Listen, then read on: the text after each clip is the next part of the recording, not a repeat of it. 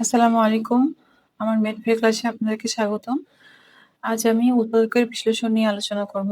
তো আমি এখানে উৎপাদকের ২ টি প্রশ্ন নিয়েছি। যার মধ্যে একটি এসেছে ২৪তম বিসিএস পরীক্ষায়, আরেকটি এসেছে ১৫তম নিবন্ধন পরীক্ষায়। তো আমরা প্রশ্ন থেকে কিভাবে সহজে অ্যান্সার করতে পারবো সেটাই আজকে আমি আপনাদেরকে বলব।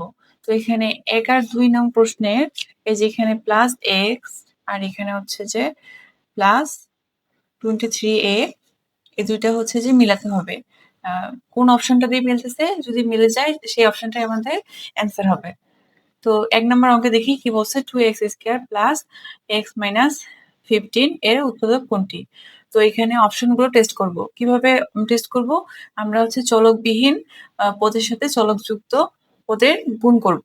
তো এখানে ১ম এ কি বলছে x + 3 তারপরে 2x + 5। তো এখানে x দিয়ে 5 কে গুণ করব।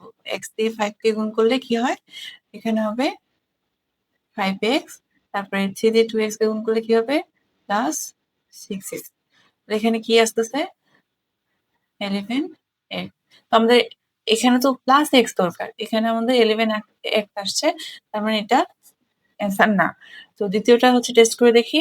আ এখানে যে x দিয়ে এবার 5 কে গুণ করব। x দিয়ে 5 কে গুণ করলে কি হবে? -5x 3 দিয়ে 2x কে গুণ করব। তাহলে কি হবে? +6x। এখানে অ্যান্সারটা কি হবে? শুধু x। এই তো মিলে গেছে। এই x আর এখানে আমাদের প্লাস x এর দরকার ছিল। তাহলে আমাদের উত্তর কোনটা হবে? খ নাম্বার। সেম ভাবে ২ নম্বর প্রশ্নটা দেখি। -4a² + 23a + 6 এর উৎপাদক কোনটি? তো আমরা এখানে অপশনগুলো টেস্ট করে দেখি। তো চলকবিহীন এটা মনে রাখবেন যে চলকবিহীন পদের সাথে চলকযুক্ত পদের গুণফল। তো 6 এর সাথে আমরা এখানে কি গুণ করব? 6 এর সাথে 1 গুণ করব।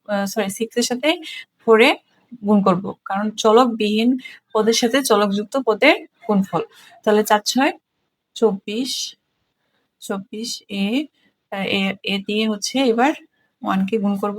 তাহলে কত হবে? মাইনাস শুধু a ইকুয়ালস টু কি হবে? 23a চলে আসছে না আমাদের উত্তরটা? প্লাস 23a এই যে 23a। তাহলে এগুলো তো আর টেস্ট করার দরকার নাই কারণ আমাদের উত্তর মিলে গেছে। তাহলে এখানে অ্যান্সার কি হবে?